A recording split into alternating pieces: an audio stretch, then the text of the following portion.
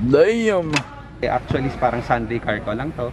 Since it's a collector's item, inaalagaan ko talaga. And plus, of course, that tagging of the AMG. And you also have the tune by AMG. It's also very hard to find. Para sa bumubuo ng AMG, ito ang itsura, no? Missy, suportado naman sa pagbuo ng AMG. Secret ko.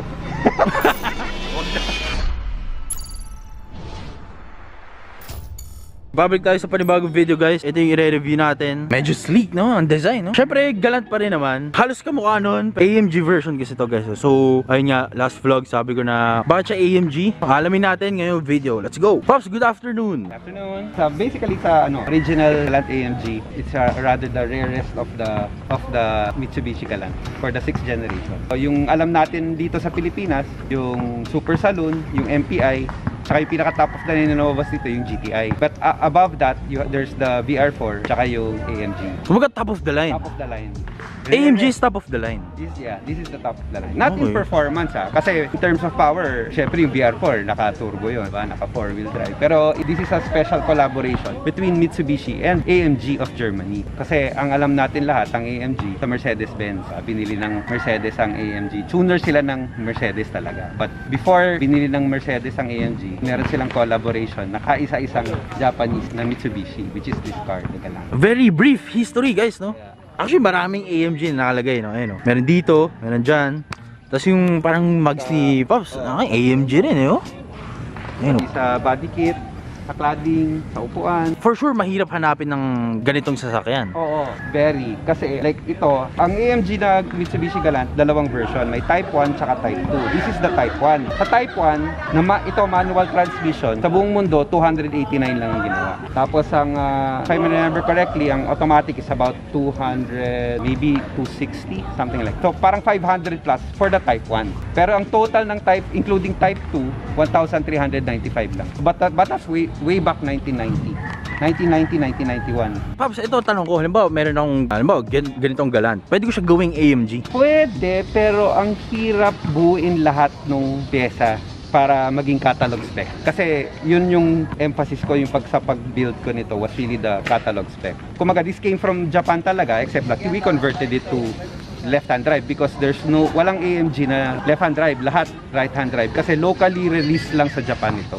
Pinang-import pa natin, no? Import pa. That's the only option. Makakita ka naman may nag-import ng buong auto, meron pa rin usually kahit ako nung binuo ko to may mga kulang pero pinagtsagaan kong hanapin talaga yung mga kulang para mabuo ko. Pero meron naman sa Pilipinas, Pops, yung mga AMG parts, gano'n. Meron, pero mahirap talaga hanapin. Nasa mga Hapon ang nagsasalita, no?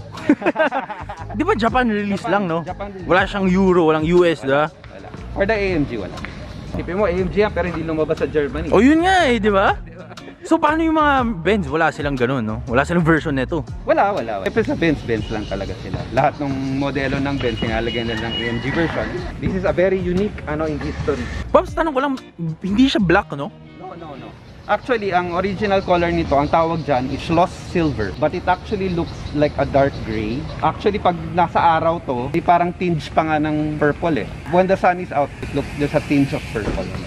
Parang battle gray na medyo, di ba? Yeah. Let's say AMG, anong pinagkaiba niya sa mga regular, So, there are a lot of features na, well, of course, number one, physically, maraming, sa exterior, there are a lot of AMG designed parts, including the mags, iba yung bumper, iba yung grill, iba yung spoiler, tas lahat may tatak ng AMG. Tapos, interior-wise rin, iba rin yung upuan, ang wooden shift knob and the wooden sidings, yung parang may panel na parang sa Benz na kahoy, sa AMG lang lumabas. Papakita ko lang sa inyo, no? Ano yung itsura sa loob. Taka natin. Ayun, ito ang sinasabi mo sa ito. Yan. Very, parang ano to parang Benz, no? Parang 1, 2, 3, no? Parang, yung mga Benz, diba? Karamihan, may mga ganyan. Ayun, no? Ito ang loob, guys, no? Yan. So, pati yung radyo ko, yan yung original radio, original climate control, na air conditioning. Siyempre, hindi mo mawala ang sunroof, Ayan yung itong next project natin, guys, na sunroof. Pwede natin silipin makina nito. Siyempre. Silipin natin. Damn! Yung AMG, since they're actually a tuner, minodify nila yung 4G63 engine ng Galant. So, I assume nilakihan nila yung mga pistons, yung cams, yung valves, di ba? From the original specs of the naturally aspirated na 4G63, which is about 140 horsepower, ito naging 170 horsepower. Grade talaga nila. Ito nakikita ko, visually napakalinis. Yes. Ayun, walang alikabok. Pops, ano ko lang, ikaw naglilinis niyan. Hindi naman, pinapalinis ko lang. Tsaka bihira ko talaga linalabas to kasi actually parang Sunday car ko lang to. Since it's a collector's item, inaalagaan ko talaga. Hindi ko lang basta-basta nilalabas kasi alam mo naman sa traffic natin, minsan, lalo na yung mga pasaway na nagmamotor, baka mamaya masage. Oo, diba? Medyo baby ko to kaya nakatago lang talaga siya. Tanong ko lang, ilan ang kilala mong ganitong AMG sa Pilipinas? Actually, 3 lang kami na nakakompletong original AMG. Ako na yung pinakabagong nabuo. Siyempre, bagong pintura lahat. Kasi sinimula ko to August last year. 1 year in the making para mabuo ko to lahat. Pero maraming kulang, Pops, nung nakuha mo siya. Nung nakuha ko, maraming kulang. Pero tinagaan ko talaga na... Kasi ano naman ang maganda doon sa grupo ng mga owners ng mga naka 6th generation na Galant, marami rin may pyesa, may maraming kakilala na so nagtutulong-tulungan rin. Marami ako nahanap na pyesa na kulang. Pops, tanong ko lang, kamusta ang takbo ng AMG Tuned? Masarap naman, malakas. I mean, kasi nung bata rin ako, nagkaroon din kami ng super salon. Even during that time, maganda na talaga yung takbo. Kaya maraming na-inlove sa 6th generation na Galant. Feeling nila kasi parang Mercedes Yung suspension niya, suabe, ang ganda ng arangkada ng makina, tapos ang lamig ng aircon. Yun, alam mo yun? That's why nga ang sarap na after what? This is already 31 years old. Ganun pa rin ang niya, diba? Mas matanda pa sa akin. Mas matanda pa sa akin. Ayun, meron ditong 32 years old. Nasa sakyan dito may 31. Doon may diba? Pero yun ang gusto ko sa mga old cars kasi hindi siya nabibili randomly, diba? Kailangan mo siya buuhin. Tsaka may passion, Pops, no? Parang ang sarap. Oo, parang pag nakumpleto mo, sarap mo lang tignan Titignan mo na lang, no? It's like parang investing in art. Yung sabi ko nga dun sa kasama mo na usually ang mga classic cars, kasi ako restorer talaga ako Pag umabot ng mga 35 years above, nagre-rebound na yung presyo niya. Pataas na yung presyo niya. Appreciate na, no? Appreciate na. Kasi wala ka nang makikita Mahirap makahanap ng sariwa na maganda, di ba? Nandun yung value. If I'm going to invest na rin and put, for my passion, doon ako sa rare, di ba? AMG, no? Sa AMG na. Gagastos ka na lang rin, doon ka na sa pinaka mahirap buuin. It has the standard GTI fog lamps, but the difference is there's a design difference also in the shape of the and then plus of course that tagging of the AMG. And then even with the grille is also different, and then you also have the Tune by AMG, which is also very hard to find. Yan, itong badge na to. Yung badge lang na yan, ang hirap na hanapin. Pops, yung wheels, mahirap hanapin to. Yes, pero nung nakuha ko naman nandyan na yan. Ni-restore lang namin. Back to its fresh. Ayun, no? Para sa bumubuo ng AMG, ito ang itsura, no? Copy-paste nyo na lang. Pops, buti hindi ka naka-lowered. Hindi, gusto ko stock lang talaga. Ito ang stock height. Yeah, stock height, everything stock. Let's talk about the spoiler. Parang kakaiba, no? That is specific only to the Type 1 AMG, this spoiler. That was also designed by AMG for this car. Kasi ako guys, no, syempre nung nag-start ako mag-YouTube, naghahanap ako ng mga ganitong kotse. Doon ko lang nakita na may ganitong spoiler, oh. So basically, sa Google ko lang nakikita to. Hindi ko alam na meron palang ganito sa Pilipinas, no? So sa likod, Pops, ano meron? Same. Parang yung front, kakaiba rin yung spoiler niya, then nandun pa rin yung taggings ng AMG. Ito naman yung standard na Galant emblem for the body, for the 6th generation. And then uso na yung MMC badge. Yung muffler, Papi, stock rin yan. Actually, this is a custom, but I wanted to make sure that it still looks like the original stock, but it's a custom build na yan. Medyo napamahal ako dyan, pero maganda naman. Maganda naman yung tunog. Maganda tunog, kasi gusto ko tunog talaga AMG. Pops, kamusta naman si... Wag na, hindi! Madali lang hanapin nyo yung mga kanina. Mabibili yun sa Banawe. I don't know kung kita sa camera mo. Yan, yung air purifier yan. Original din yan. Cabin air purifier. Sa Corolla, mahal din yan, di ba? Yung mga purifier na ganyan, napakamahal eh. Gumagana naman. Siyempre, sa laki sa mahal niya, dapat lang gumagana. Check natin yung loob. Anong meron dito? So ito yung AMG guys, no? Para sa mga curious. Ayun, no? Yan, yung tagging niya. Pati dito sa pati sa headrest, may AMG rin. Ayun, no? AMG. So, iba rin yung design ng upuan. So ito yung mga leather wood panels guys, no? Yeah. Wood talaga to, Pops, o ano lang? Kahoy talaga yan. Talaga? Kasi yung iba, dinidikit lang eh. Syempre yung mga pangmayaman niya, tamang liku-liku lang ganyan, oh. Itong ilaw sa pintuan. Yes. Well, puti, yung iba puti, yung iba pula. So that's also an original specs rin naman. Let's talk about the sunroof. That's original also. Ayun, oh. Working, importante working. Kasi isa sa mga dream ko yan, yung mga sunroof na yan. Damn! So tilt and slide rin naman siya. So pwede mo rin i-tilt.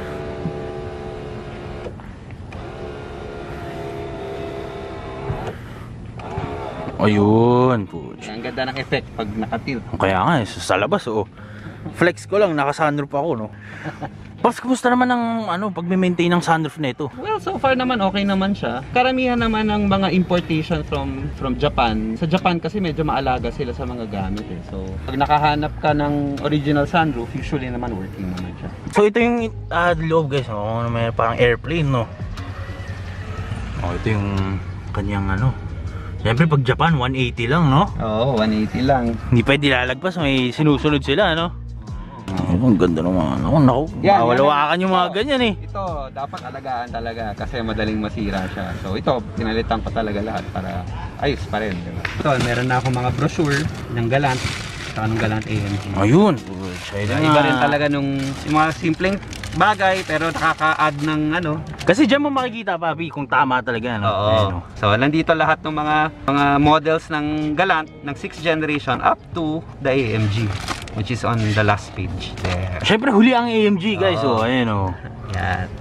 Papi, very useful yan kapag kailangan mo ng guidance talaga, no? Ayun, itong isa, ito yung AMG talaga, no? AMG talaga. Silipin natin. Quick silip lang, guys, no? Ayun, oh. Papi, bakit dito leather ang upuan niya? May version rin naman na leather. Pero sa totoo lang, mas gusto ko cloth. Kasi mas madaling, alam mo, hindi mainit, hindi nagka-crack. Diba? Oo, tama. Upo ka, hindi papapasok yung puwet mo, no? Yun yung kalaban ng leather eh. Ayun, so ito yung sinasabi ni Pops, guys. Yeah, yung air cleaner. Mga random questions lang, no? Ma-advise mo ba na, ano masasabi mo sa mga gusto bumuo ng AMG Galant? Well, one, medyo dapat malalim yung bulsa mo. Yung wallet mo malalim. Kasi talagang mahirap gawin. I mean, unless makahanap ka ng buo na nasa Japan na wala nang kulang, that's the easiest. Pero maglalabas ka talaga ng malaking pera. But at the same time naman, kung magbubuo talaga, kailangan research. Always research. Yun ang, for me, that's the most important. Kung may makita kang sasakyan, kahit ano sasakyan actually na luma. Pag nakita mo, gusto mong buuin, research mo muna kung ano yung, tignan mo kaagad kung ano yung mga kulang. Ma-anticipate mo na magkano kailangan mo labas para mabuo na siya. A quick question, lahat ba ng AMG na kulay ganito? Wala bang red, gano'n, yung yellow? There is white. I think out of the 1,395, parang dalawa lang yan. Ayun ang mas rare. Oo, sa kulay. Hindi, well, ako sa akin, gustong-gusto ko tong color na to. Kasi medyo hawig rin niya yung 2.316 bulb na 190. Ito yung iconic color nung AMG. Oo, di ba? Yes. Ginamit pang rally ang AMG, hindi? Hindi. Parang hindi bagay. Hindi. Ang VR4 ang pang-rally. Yun talagang ginagamit. Kaya mas mataas ang pa noon, ang clearance noon, di ba? Iba yung mugs niya, rally mug. Ito medyo pang yapi o. Ano ba, pumunta ka sa car meet, ganyan. Oo. Ano madalas sinasabi sa inyo? Hindi, nasa-shock sila. Kasi karamihan sa kanila hindi nila alam may ganyan sa Pilipinas. Parang to see it in person is a thrill already in itself. Parang ganyan. Proud naman ako na na-appreciate. Kasi hindi lahat ng tao alam nung AMG. Oo. Talagang piling-pili lang, konting-konti lang nakakaalam. Those that know probably ng Galant 6th generation na nag-research, yon sila medyo, but people who are not involved with the Galant 6th generation, hindi nila alam about the Galant. Ito yung mga tindigan, guys. So, kailan kayo makakita ng Mitsubishi na AMG? Di ba? Advices. Yeah, yun lang. Kung ano yung, like, same with na sinabi ni paring Mike, na ano yung vision mo for your car, kung ano, what makes you happy. I think that's the most important. It's what makes you happy. Diba? Kasi you don't do it for others eh. Nasa personal, kung gusto mo ng ganitong sasakyan, or whether it's a Mitsubishi, or a Toyota, or a Honda, but you want to put your own unique mark on the car eh, na this is mine. Parang ganun. Hindi yung ayaw mo yung pare-pareho lang kayo, di ba? So kung magbubuo ka, do what you really want para maramdaman mo yung happiness. Ayun. Personally. Sweet words. Naluha ako ng onti ba? Hindi, pero guys, totoo no, kasi syempre coach mo yan, diba? Hindi naman sila yung bumubuo nan, kundi ikaw, di ba? napakaganda, no? Hats off ulit para sa build, no? Ayun, no? So yun guys, so doon na nagtatapos yung vlog natin. Sana na-enjoy nyo and sana may mga natutunan kayong bago sa mga tindigan na ganito, no? So yun lang, no? Peace out guys!